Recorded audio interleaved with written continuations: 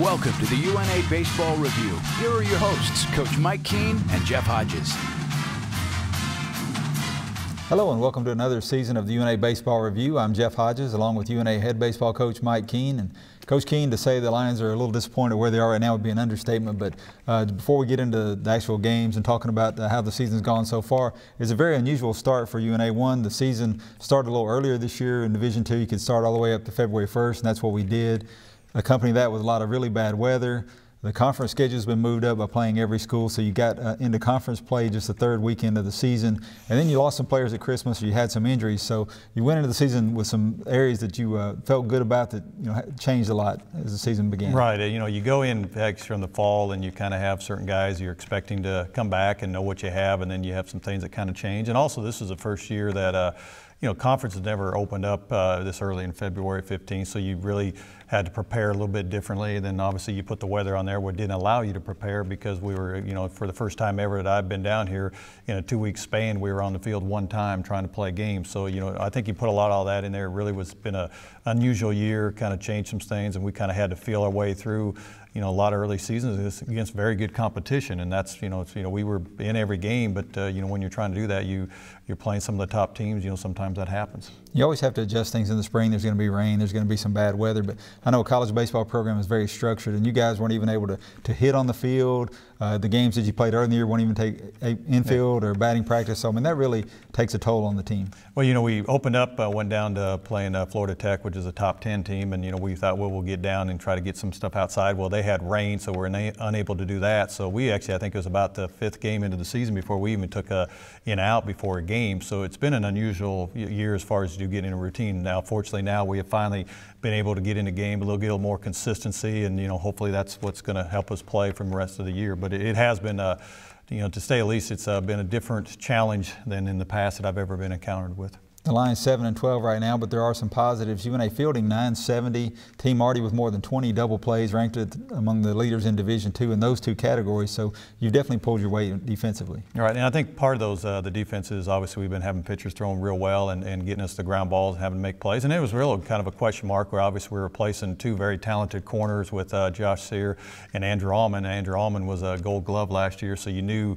going into the season with corner. Then we actually had an injury to Matthew Tittle, which changed it even up the infield. So I thought our defense, especially infield, has really done a good job with Guzet and Carpenter up the middle, getting the double plays, and then you having Tyler Hall at first base, and then moving Dylan Boston third base, and then the outfield is everybody seems to do their job. And I thought with Peyton Thomas behind the plate as a true freshman has really stepped up and has done a good job early in the year. So we know we got to almost play perfect. We got to play really good defense. We got to continue to do that throughout the season. The Lions have struggled mightily offensively so far, only averaging around 2.8 runs per game. But your pitching staff has kept you in each game. Basically, one game with Delta State, the exception. But UNA with 3 conference series, all the games very competitive. Really good starting pitching, and your rotation of Claunch, Medley, and Sanderson has worked pretty well so far. Right, and and that's what we thought going in we'd have a chance, but we're kind of putting some guys in a new role. Claunch has been kind of in the middle, but we felt that he could definitely step into that starter role, and he's done a great job. And I think the pitchers have really done their part. I think Jacob Westerhouse has really come out and done what we were hoping he was going to do the first couple of years, and this year he's really done that part. And so all the pitchers, all the games, they're giving us a chance to win the games, and it's just that we have not been very good with runners in scoring position and trying to get that big hit, or if we do hit it, it seems to be right at them. We can't get a ball to drop, and so you end up being in some games you're losing one run, and then if we do win a game, it's by 1 run. So it's all our games have been, I guess they're quick and exciting. Every game's tight, so I guess that's for a fan standpoint, it makes it interesting. But as far as coaching, you'd like to have a few more wins. Personally, you've been collegiate coaching over 25 years. Have you ever seen a thing like this year with our hitting, hitting cyclical for an individual hitter? But we've been through cycles basically where it seems like nobody's hitting. Hopefully we finally turn the corner on that, but It is very unusual. Yeah, it is, and we've had seasons where an individual is struggling, but not a team. And I think that's one of those things that we try to just stay as positive as we can, try to clear their minds, try to get them to get to still be out there and stay with the same approach and continue to just try to hit the ball hard. And I think that's the Maryville game. We finally had a few breaks, had some guys really step up and get some hits that we needed. So hopefully that will propel us into the weekend. Like I said, a lot of games you're waiting for somebody to step up and take that lead role. In the Maryville game, UNA down by 5-2. In the last at bat, you were able to get 4 runs, and that's maybe the kind of dramatic win, and a lot of guys got some key hits there that maybe get you over the hump. Yeah, I hope so. And I mean, it was really exciting. It was nice to see us earn that. I mean, we hit the balls hard in that situation, then put them in a walk, and then Taylor Bonifacio comes up and it's a no-doubter hit. It wasn't like, well, they made an error. He had a solid hit to left center field, and it was when he hit it, you knew the game was over. So, obviously we needed that, and it was a good win for us. We're going to take a quick break, and we'll be back with highlights of that Maryville win after this. TVA Credit Union was established by the Farm Credit Administration on June 24, 1936, with 7 branches full of financial experts offering personal advice. TVA Credit Union offers low rates for mortgages, auto and personal loans, as well as higher rates on savings and CDs. TVA Credit Union is member-owned and operated, and now open to the community. TVA Credit Union is everybody's credit union. Give TVA Credit Union a call today, 256-386-3000, or stop by any branch.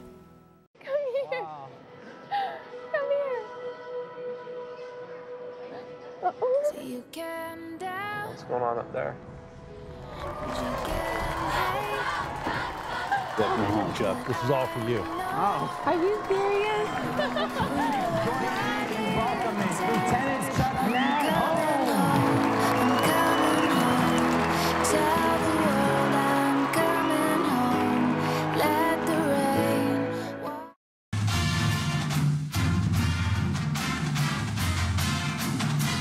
Welcome back to the UNA Baseball Review. The UNA Lions coming off a doubleheader sweep of Maryville at home. The Lions rallied to win the first game 6-5 and then finished off the doubleheader, a big 10-3 win in the nightcap.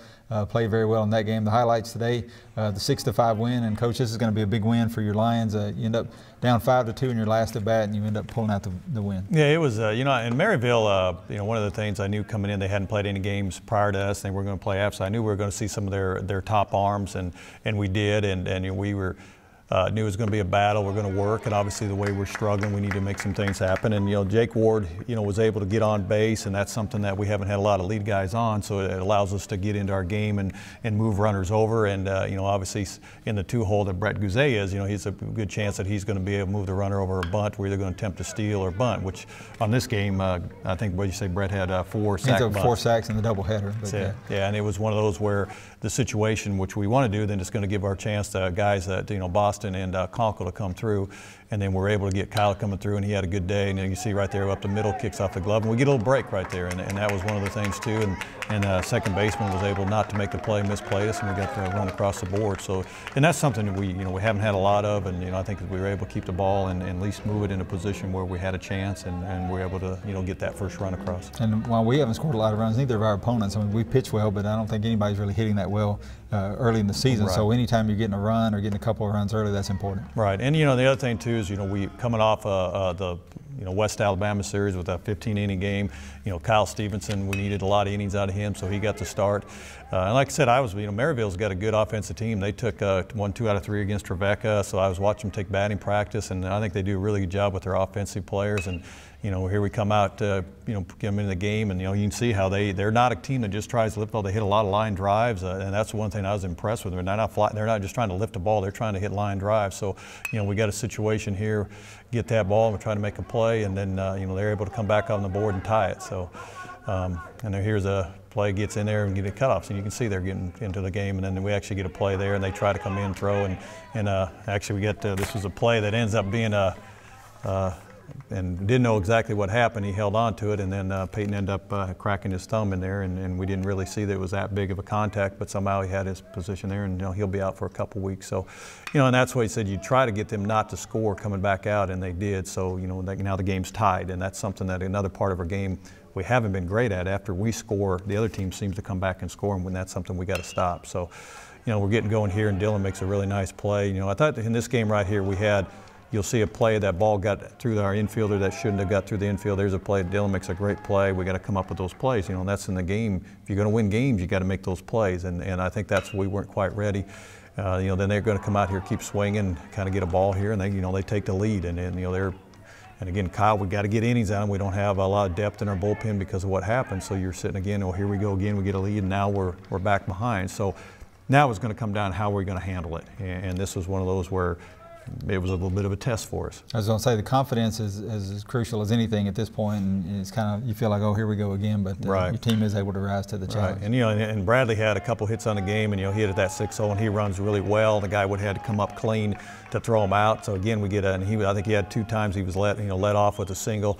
So now again we're in a position where we can at least try to move some runners over, have somebody come up and get a hit. And I thought this play right here, we got him to second base, and I thought this was as big as any because we really needed someone to step up, and he scalds this ball.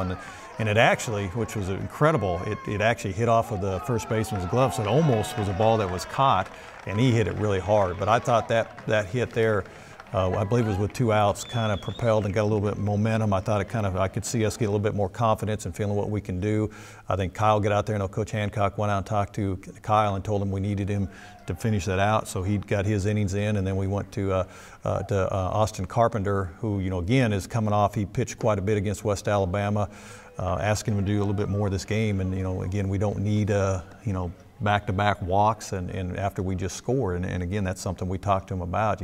Come out and attack the zone, and then you'll see there's kind of just not hit hard, but it's just a soft ground ball that finds a hole, and that's, if you put the ball in play, things can happen. And then we get one of these plays here, which we've been doing really well. We get the double play, and we're able to turn it, even though we get a run, but we get another double play to kind of least minimize the damage right here and at least give us a chance. And we had 3 double plays in this game, and there's 5 in the doubleheader. And there's a ball that that ball just kicked up. I mean, there's really it kind of, I don't know where he hit high, and it kind of got him in between. There's really nothing to do because Guzay is a really good shortstop, very consistent. That ball just kicked up, and again, they got a break. So now it's a matter of just kind of getting in there and getting outs from this point on, and we're getting there, making play, jam him, pitch a little bit, try to keep us in. We still got. It's 4-2, and I know how it's going. It's kind of like, well, we got a chance to come back? And again, we get there as the ground ball, getting us, try to keep it as close as we can. And like I said, Maryville was going to put pressure on. I know they felt pretty good about their team, and we'll get out of this 6th inning. So we're saying 4-2 if we can just kind of scratch another run, but unfortunately we don't. And then you go and they get another one. So coming up here in the 7th. So the Maryville team, our fans aren't that familiar with, but a good Division II program. Yeah. We played them last year and then again this year. Yeah. But again, you're having to kind of reach out to get some opponents to get some games. And we end up going a little bit more than we really wanted to have Carpenter hit, and you wanted to not stretch him as much as we can, but we had to, and he's trying to make it some quick innings, but you can see they got guys on base, and it seems like when we get a mistake and there they go, they come up with a hit. Coming up and around here, and again making a throw, just kicks off a little bit, get on line, they take another lead. I know at that point, for them, they feel that's a huge insurance run, which it is. But it's one of those things. Again, we allowed. I can't remember how we got the base runner on. Then we finally get out of the inning and keep it with 1. So now we get some work cut out for us, and I think this is where it's great to see us come up. They bring in a new pitcher. I know they're trying to do their closer, and we got to get guys on base. And that's as a leadoff guy, that's Jake's job, and so he does there. The guy walks, and at the time you say, well, that doesn't mean a whole lot, but then. What we're going to do in this situation, probably we're down by 3, we're not going to be able to bunt, so we're probably looking more maybe putting some guys in motion, do some stuff. Now we're fortunate he misses with a pitch and then he hits him. So now we get it, which now the scenario gets really good because now you got Dylan up and now you're getting to the meat of our lineup at 3, 4, 5. So. And their team also been affected by the weather, a lot of snow up their way, so they've lost some games. So this guy's actually their closer, but he's only been able to pitch 1 inning, so you can tell he's a little shaky when he comes out here. I think we had here Dylan just scalds this ball right down the line, so that was huge. Got a pitch right over the middle of the plate, stayed on it, really good line drive. So obviously we score easy, make that lead to push it in a little bit closer, and then I get him to second base. So now you got that tying run at second base, and you got Kyle Conkle, who's really been swinging the bat well as of late, and he does the same thing, gets a pitch there and gets it out over the plate where you can see it's the first time a ball gets over and it gets over his head, just just enough to get over the head. The ball sinks down there, so we were able to score 2 runs, and that was one of the first few balls on that day. We've had a lot of days where the balls just aren't carrying, and so that was one of the few balls that actually get over an outfielder's head. So obviously what we're going to do in this situation, we've got a runner at second base. We're going to bunt him over, and Hall's a very good bunter. Gets a really good location, does his job right there. You're just trying to get him to third, get that winning run 1 step closer so we can hit him in. And then they actually chose to go ahead and load the bases, so they're going to intentionally walk both Nolan and Carpenter. And really, which ended up being, probably for us a good scenario because I felt that, especially with who's been swinging the bat as well as on that day was Taylor. And so I know usually with him, he'll do something with the baseball, gives us some options. So again, it's, and we did the same thing at West Alabama. We had late in the game, we end up walking the bases loaded for you. What he's trying to do is just get a force at every base. So we got to play at the plate, and then hoping that they get an infield, you get an out, maybe a double play, but you're mainly just trying to get outs at this point. And I thought Taylor comes up there, looks for a pitch, and he gets one right over the plate. And I mean, he hits it. It hits right there. You just see him get it, and it's well into the outfield. And either way, we're going to tag or we're going to score. So it's a very good win for us. We're proud of the guys that they came back, and especially the way the season's going. So hopefully, but I thought they really calm in that last inning. I thought they didn't press. I thought they looked for good pitches. A lot of times what we've been talking about, and obviously we're excited in a season that's been unusual for the North Alabama Lions. So many games where you've been a hit away or a couple of hits away, you're able to pull that one out. And really in game 2, you played well all the way around. You hit the ball, you had some good pitching, you played good defense. Yeah, and I think that's, we've had that. It's just getting those timely hitting is what we've needed. And that game was the first 2 games where we were able to get a lead and actually expand a lead, and instead of just kind of keeping the other team around. So, but it's, our conference is tough. So, each weekend is just very tough in the conference. We'll take another quick break, and we'll have more Lion baseball for you when we come back. He is the most interesting man in the Shoals. He is an artist, a writer, a philosopher, a historian, musician, astronomer, wine connoisseur, environmentalist, Peace Prize recipient. When he speaks, people hang on each and every word, especially the verbs. His personality is so magnetic that he cannot carry credit cards. It is said that once he taught a German shepherd how to bark in Spanish and taught a horse to read his email. Someone recently asked him what he did for fun, and here is what he said. I don't eat out every day, but when I do, I eat at City Hardware because to me, it's the most interesting restaurant in the Shoals.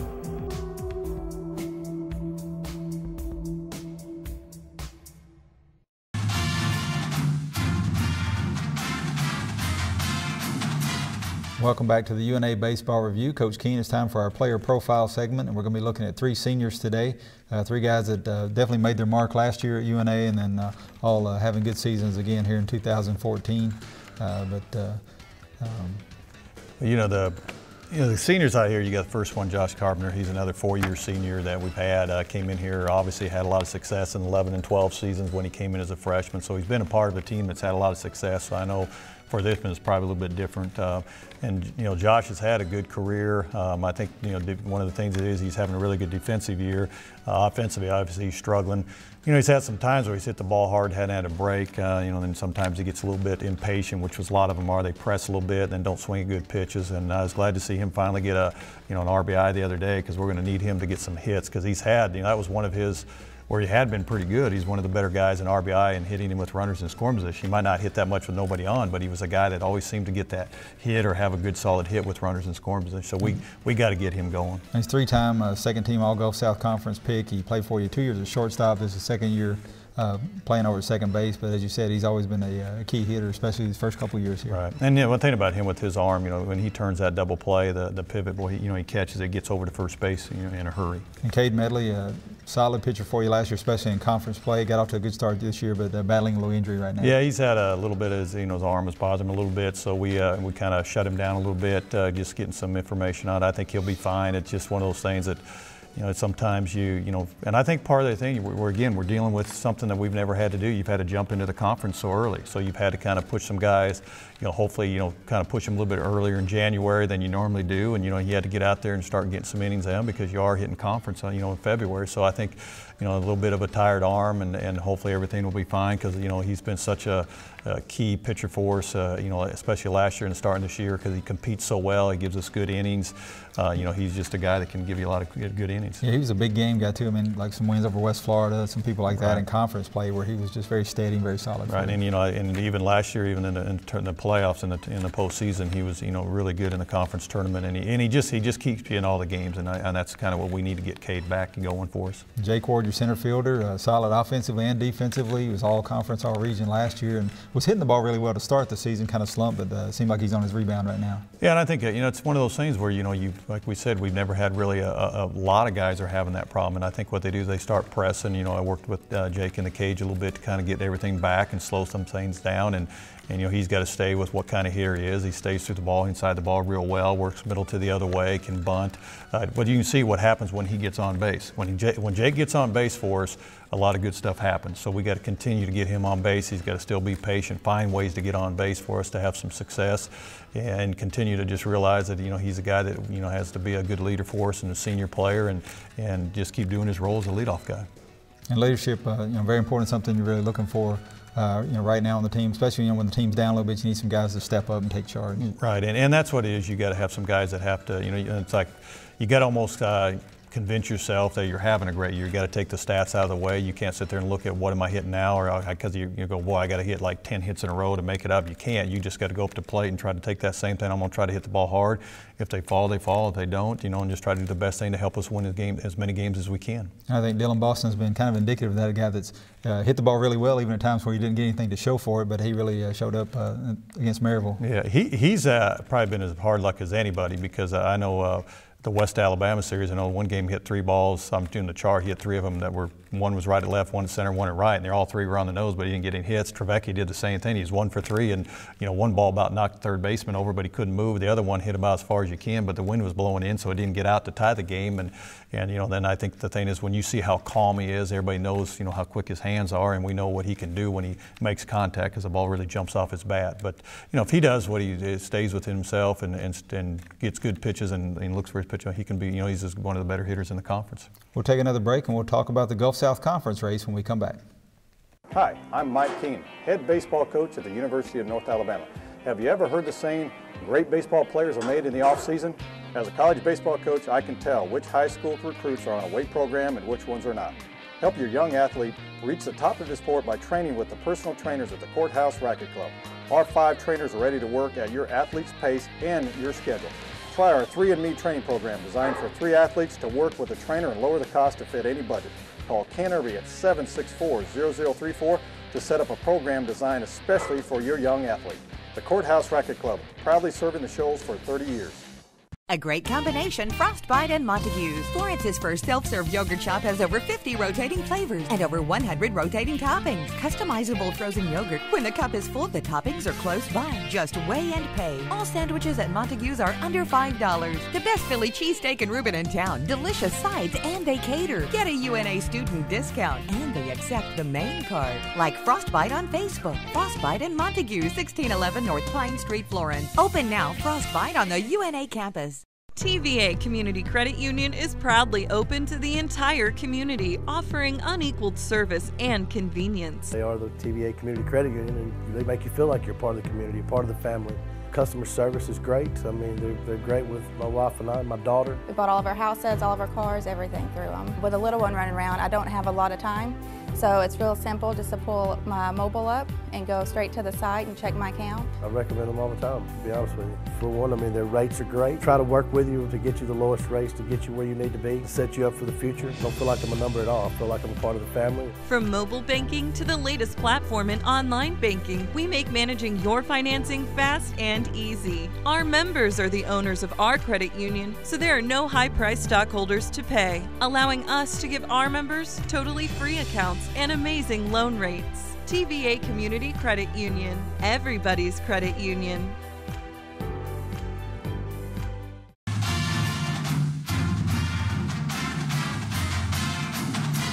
Welcome back to the UNA Baseball Review. Time to take a look at the Gulf South Conference race. And Coach Keene, earlier than ever before in our 20-plus years in the GSC, the conference race started 3rd week of the season. And it's not only been a problem for UNA, or a different situation, I guess, but in talking to all the other conference coaches, it's the same, because you don't have those weeks of leading games to kind of establish your lineup, your pitching staff, and those kind of things, and immediately you're into conference play, which has a huge impact on your season. Right, and I the ones we played, they've all pretty much made the same comment. They didn't really like playing games this early, especially they felt in February 15th. You're trying to figure out, you got to push your arm. That's the other one was talking about, real concern, because you do have to push your pitchers a little bit harder than they're used to, because you usually have those we usually have about 3 weekends where you're working on your lineup, you're trying to figure out, you kind of get their arms ready to go, so then when you do hit that conference, they've already had enough innings and they can really push it. So You know, it is, and some teams obviously have been able to handle it a bit better than the others, but a lot of it is that you can see some of the numbers as a whole, offensive numbers for a lot of teams are not what they thought they were going to be. And I think part of that is because we are hitting conference pitching much quicker, and the GSC is notorious for having deep pitching staffs and one of the better pitching conferences in the country, and I think that's another reason the hitting's down than it has been in the past. And typically you have those weekends for trial and error where you can try to get out there for a few innings, maybe against a lesser opponent, try them out, see what they've got, but you haven't really had a chance to do that with your staff as a whole, and then also establishing your rotation for the conference. Right. Yeah. Like you said, putting Brantley Claunch where he'd been a reliever for just 2 years here at UNA, and he's really done a solid job for you as a starter. And we've been fortunate that has worked out because, you know, a lot of it was going to be coming about how we're trying to find a closer. You know, we didn't know who that was going to be. We wanted Jacob Westerhouse to kind of fill that long relief, but we didn't know how he was going to do. And then, unfortunately for us, he's done really well. Then we tried, Austin Carpenter tried to put him in that closing role. We just haven't had a lot of opportunities to have a lead to put him out there, so we've kind of switched around, have him a bit longer than let Jacob, because he's been the most consistent and out of the bullpen, and he's been able to handle. That's kind of what we did when we brought him into West Alabama, hoping to get that win and then put him late in the game. So that part has really been nice that we're able to solidify that, and now we're trying to search for a lineup too, and we're still, I'm still moving the lineup around, which is really unusual this part of the year, who's hitting where. So it's still a progress. In West Florida, when they came to Florence, they were ranked number 4 in the nation. They were able to win all 3 games, but it was 4-2, 2-0, 4-0.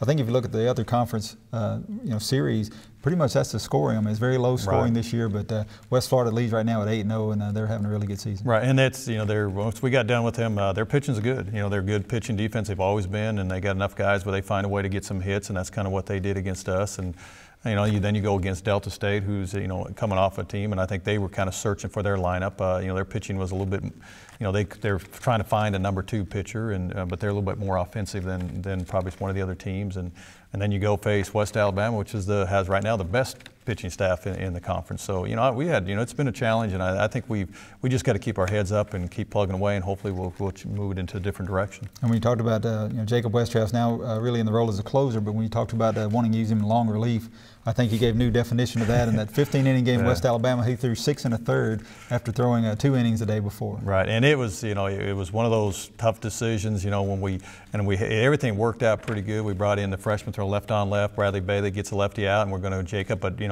you weren't anticipating 6 innings later that we still hadn't had a chance to win the game, or the game wasn't over. And Jacob, he told me, he goes, I can go 1 more inning. And I know he was exhausted, but it was just a really gutsy performance by him to try to give us a chance to win the game.